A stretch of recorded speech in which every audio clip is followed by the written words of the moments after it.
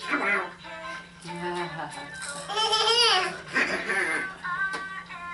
First of all, Arlie's rotation's brilliant. I mean, we all should be able to just like look at me at a, you know, complete perfect. I'm trying to see if she'll do it again. Arlie, Arlie, We're excited. Arlie, Arlie. Hi, how are you? She has complete total rotation from the tip of her toes all the way up.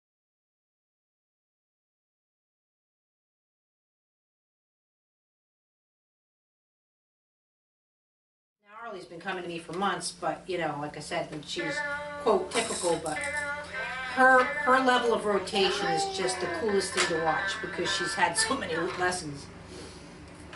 So I'm going to just grab her, just to show you. Now I'm not going to hurt her in any way, but just want to show.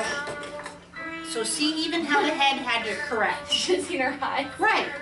But again, this is a typical child. I didn't hurt her, I didn't knock her down, I didn't pull her over, she didn't lose her balance, she was able to transfer right back and redirect.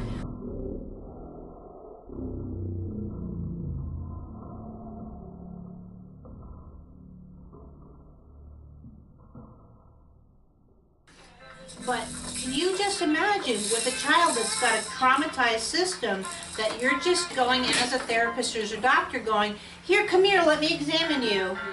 You know what I mean? Like, now I've just done this twice. I'm not going to do it more because I don't want to ruin my relationship with her. But I just want you to see a system response. And I'll probably put that in slow-mo too so you can see the whole...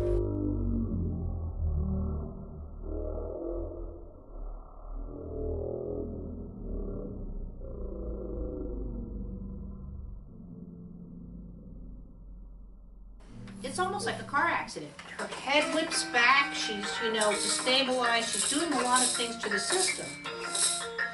And again, these are just things, you just see me doing the same thing over with Erin and, you know, just working, just like I'm doing right now.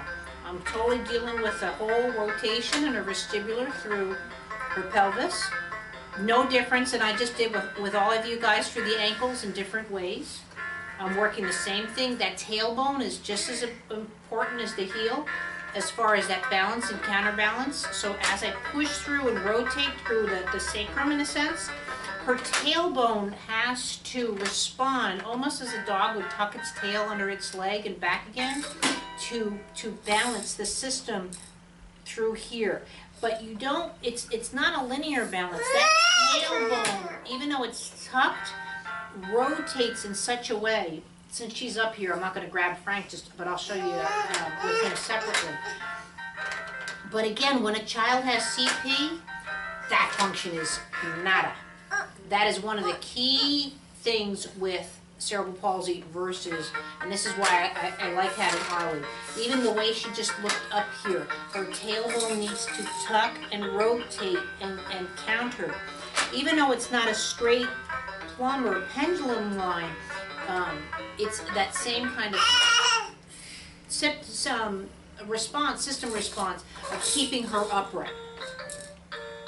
When that pelvis, especially through the sacrum, is locked and it can't wag its tail in a sense and go from side to side.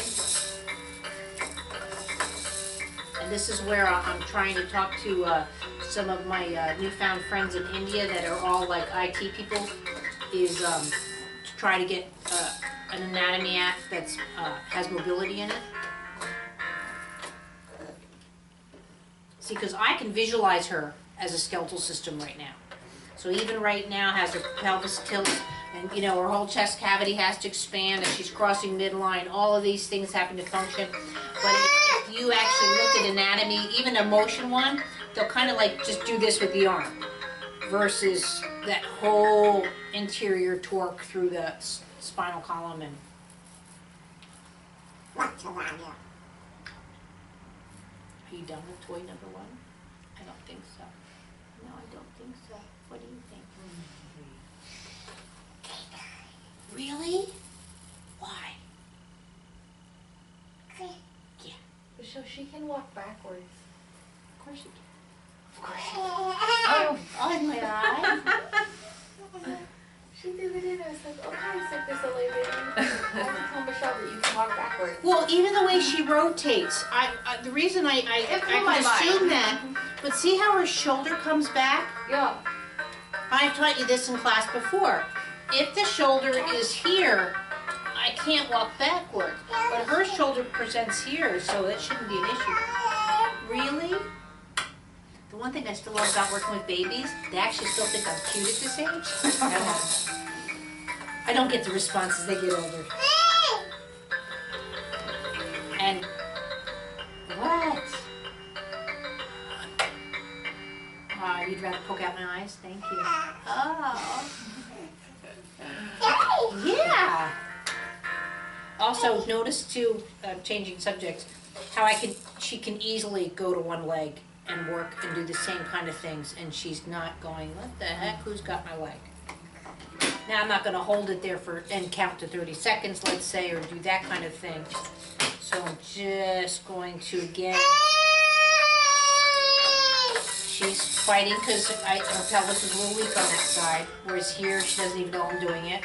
So let's see if she'll do it again. See how the pelvis is a little bit weaker, going over to the right, tilting, and she, what? Which raises her vocabulary. Yeah, what am I doing? Oh, I can poke her eyes out with clothes on. But see, I raised that right leg and there's no change in her vocabulary. But again, left, see how she has to stabilize? She's learning. But here, see, that spine stays nice and erect. But that's climbing the stairs. So when a child climbs the stairs, if you can't do this here, you know what I mean? Then they're not climbing the stairs. Same thing when I said with Kathleen trying to put her feet at 90-degree angles. If I can't do it on the table where she's supposed to be lying down and relaxed, then I know when she stands up, now she might not be aware of it, but she has tensions in her system that shouldn't be there. So same thing, if she's moving around and I'm doing this, no problem. You see me do this a lot with kids that I'm trying to, there she's getting, but see the weakness on the one side, where here her pelvis doesn't tilt. You see this a lot too if the kids have had hip replacement surgery. When they go and redo the hips, now I'm not saying don't do it, but when you don't work on this form and it goes into a hip dysplasia and you've got to redo the hips, what happens is that mathematically you've now changed the location of the hips. I don't care if it's 1/4 of an inch. We are built this way. This is how she's learned to deal with her structure. So whether the leg's there or not, she's still aligned. She's going straight through. See, now she's doing here. See how she has to lean still a little bit on the one side. But here, if I change that mechanism of the hip and the way it functions, Go teach you all sit down. she can sit down. So I don't care if you're 68 years old and you've got a new hip. Your body is used to the old hip. And you have to start doing all these little movements again if you want that new hip to present in the system. Also, too, if they do a total hip replacement and they put in metal, plastic, titanium, whatever it is, that rotation will not be there because it's an inanimate object. Right? Right? Do you think? Right?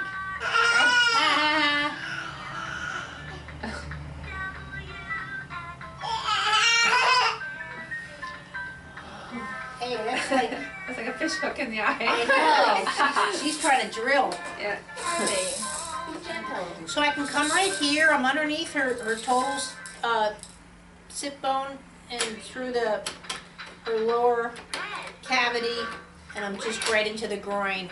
But it looks like I'm dealing only with the pelvis. But notice how I'm transferring the weight over from foot to foot. But I don't pull her left, right. I'm always, see that rotation. So the foot's learning how to go from side to side.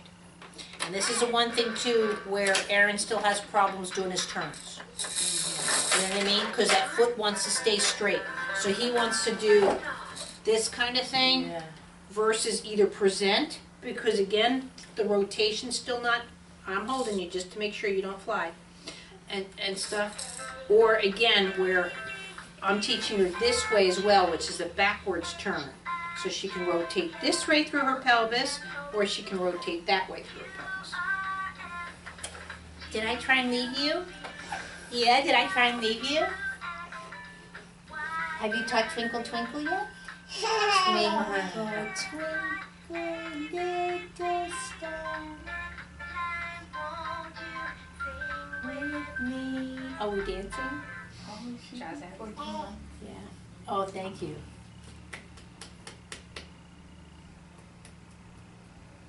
She likes to be in control just a little bit. She's liked to be in control since the day she was born. Character doesn't change. She'll put them over your eyes to play peekaboo. She wants to. And this is where too, Arlie's really cool, that I can just, again, independently take her and her vestibular system just like whatever.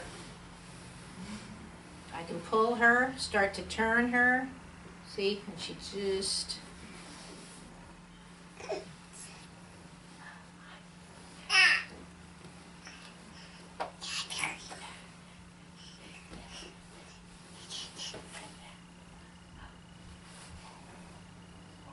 but see how I can transfer in and out of her system, and she's can continue that whole conversation she's having with someone.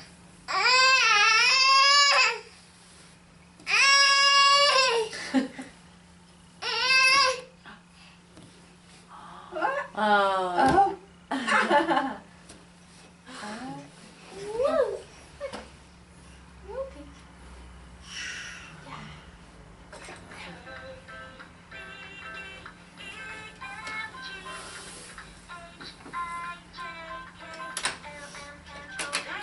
I can still do this through the knees even, and just show that rotation. But again, this is a nice healthy system, how you can transfer from left to right. What?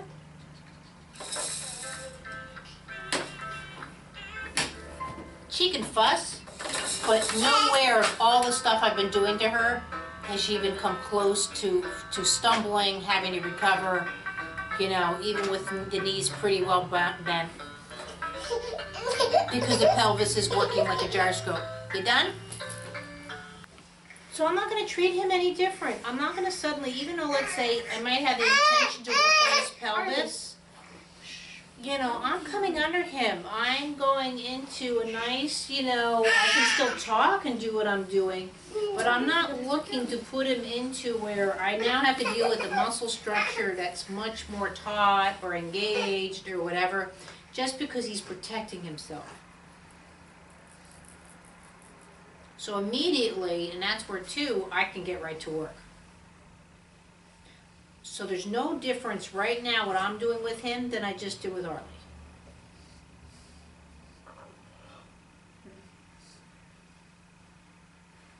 And then I'm going to do all this to you guys, and then you can feel it work on each other.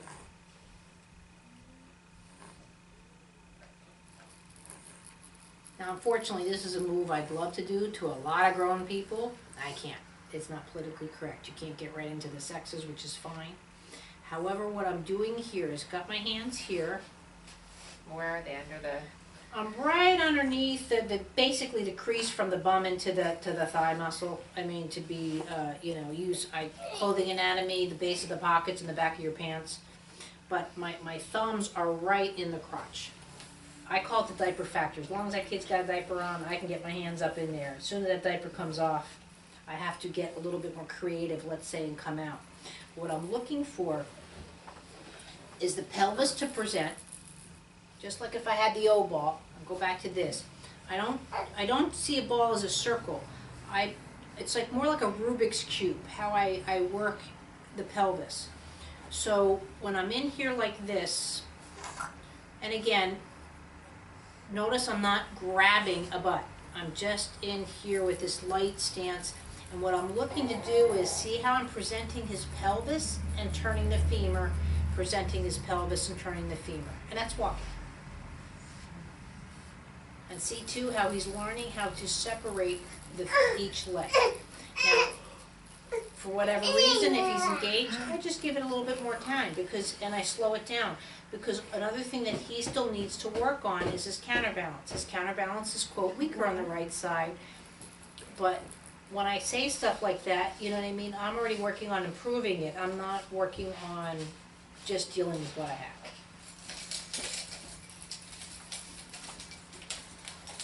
And if he starts moving, gets it into it, where he's kicking because he's hearing Arlie with the keys, he's getting excited, then I just speed it up. I go with his movements. And when he needs to stabilize or stabilize his vision, especially when the vision's kicking in, that's not when I'm sitting there going, walk, walk, walk, walk.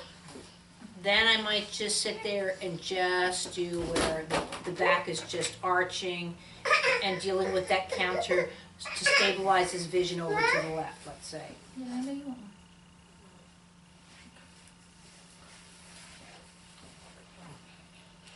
But in his case, yes, I'd love him to run and walk, but as far as I'm concerned, getting those hands to open up, which he's starting to do, and stabilizing that vision is way more important.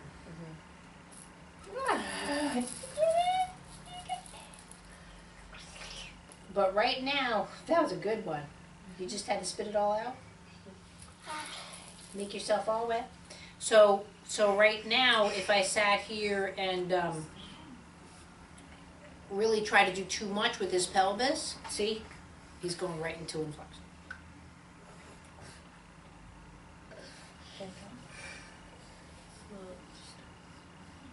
So here when he's bending, I can do the same movement, but now I'm doing it where the direction of the pelvis is more this way versus where the spine is flatter in the back. And this is just where he should have had his feet in his mouth as a baby. He should have been, you know. Also, it's not so much the feet in the mouth, but what's important function of learning gravity is when they put toys on the feet and push away and stuff. So they're learning that push away and what something weighs and the proportions in their body, not just how to put the feet into the mouth. See, but the further I come out with him, I'm going to get more and more inflection because just like I was holding you, I'm not stabilizing the system. I'm not saying never do this movement, but until this comes very nicely, then you can start, and then maybe this. I'll stabilize this side where I work with the shins and the rotation through here. But I wouldn't take a kid, let's say, with full-blown CP and just suddenly grab them out here, do you know what I mean, and try and, see, that conversation's gone. Difference, just from the hand placement, working with the same function, but only on the left side. And see already how he just relaxes and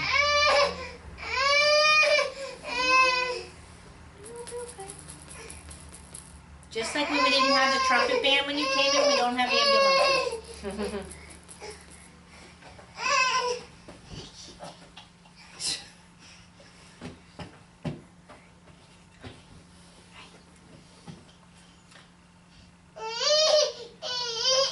So here again, I'm kind of doing, so I want that pelvis to present as I work. So my hands here through the crotch, through the side part of the pelvis. Maybe my fingers get up to the iliac. I don't know if they can even get that far. I think it's just still in the divot of that pelvis.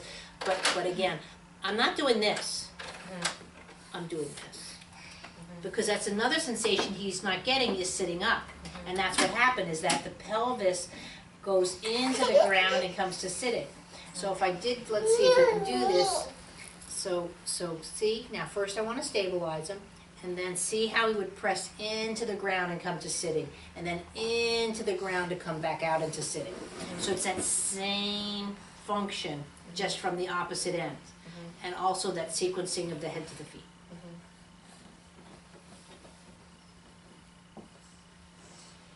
But if you don't have where the pelvis is used to presenting, that's where you sit a lot of kids up and their bums just come off the ground. They just don't even know that they need to sit onto something.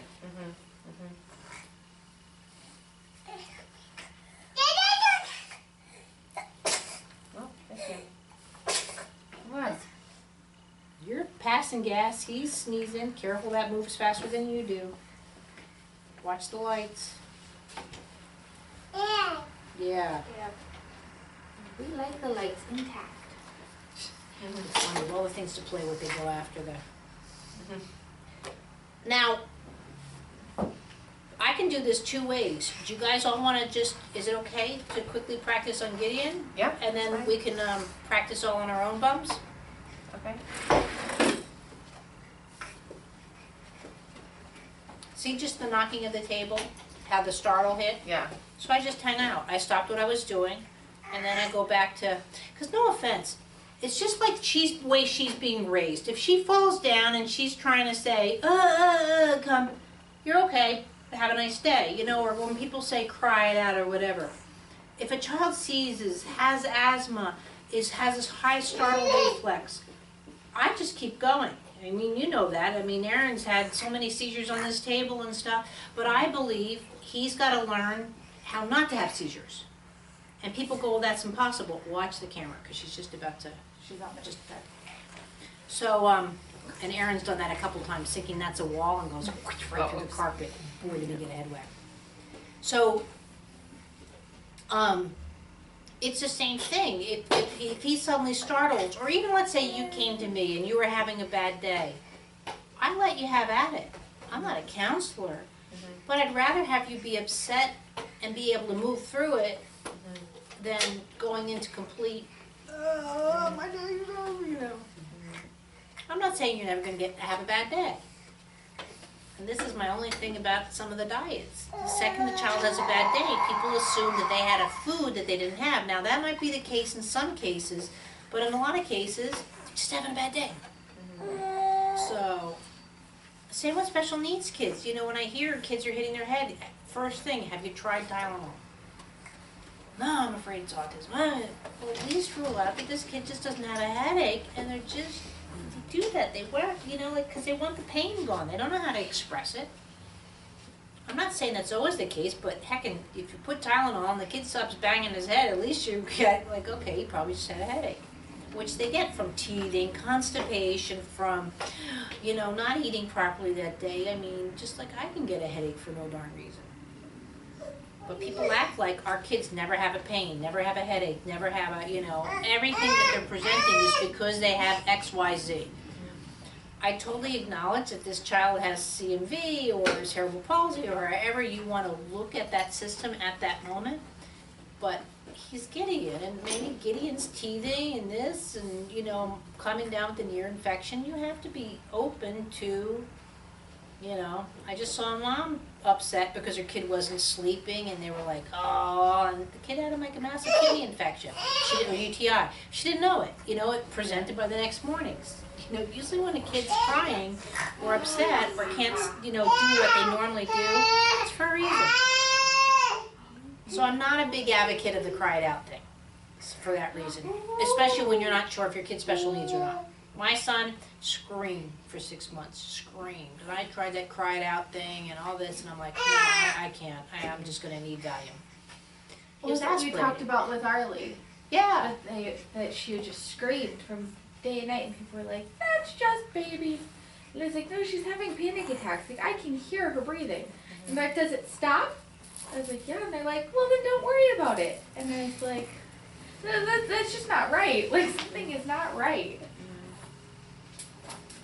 And that, she wasn't sleeping through the night and whatever? No, she wasn't sleeping hardly at all. She'd startle and scream and panic all night. But after her, what, first lesson, Yeah, she she slept went through the home night? and just slept. And I was like, oh my gosh. Wow. But they all said that she was breastfeeding and nursing something that she shouldn't be. You know, like it was all because of like getting. It's not, it always has to be your fault, right? Yeah, they're like, don't eat beans, don't eat this, don't eat that. I was like, do children in Mexico survive fine? Because Right. I'm pretty sure in the rest of the world, people eat beans and people eat this and people eat that. And Yeah. it can't all be related to food all the time. Food doesn't cause panic attacks. No.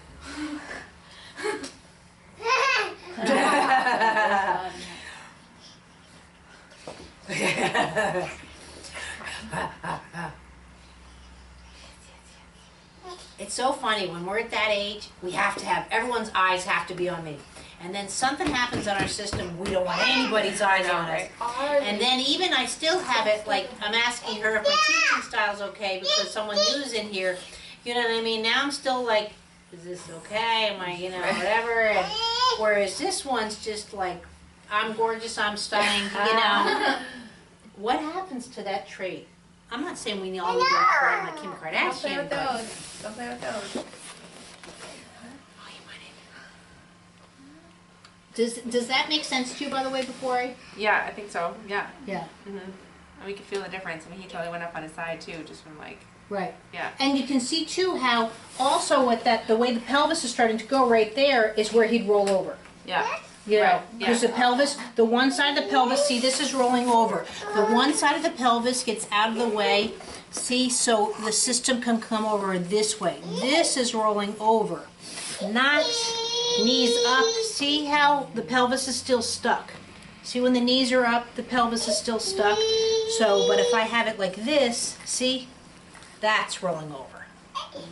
See the difference? But also now again the coccyx. When the coccyx has been broken, Arlie. stuck, jammed, there is a technique where they actually used to go into, or they do go into, I think it's a Logan technique, into the anus to adjust someone. You know, yeah, no, I wouldn't be doing that. But anyway, but again, everyone kind of has, there's a lot of different methods that have this same kind of principle. So again, if I had CP right now, my legs were down, static on each side, right? Do you see how difficult it is for me to do something? There's no difference too if a child's like in a wheelchair or things like this, or even in a stander. When the legs are fixed in a certain position, there's only so much I can get out of here. This is just, again, the law of just mathematics and physics. But I'm going to bring them up around my legs only because, again, I wouldn't be doing this for an adult, but I would do for what I do for this, what we're just doing now with the baby. But see now the difference? How that pelvis can react to that whole movement. The chest, even look at the arms. They're swaying from side to side. Just from the availability of the pelvis. And this is still, this guy's got a rod in his back and all that. I mean, I don't have a fully moving skeleton like I'd want to. And again, I don't come out and do someone's pelvic bone, but if I could, how I could get in there. This is how nice, and again, this is still got metal all through it, but this is what a pelvis should be doing. So that's what I was doing with Arlie when she was standing, is working on her tailbone moving and adjusting from side to side instead of being fixed, where then again, if the coccyx is fixed, then the pubic bone can only go from side to side. Versus again, that twist. See when I twist? See how that tail goes up and over. It does not stay parallel to the ground. See how it's almost like a stinger for a tail. Do you see that? It's a really important function.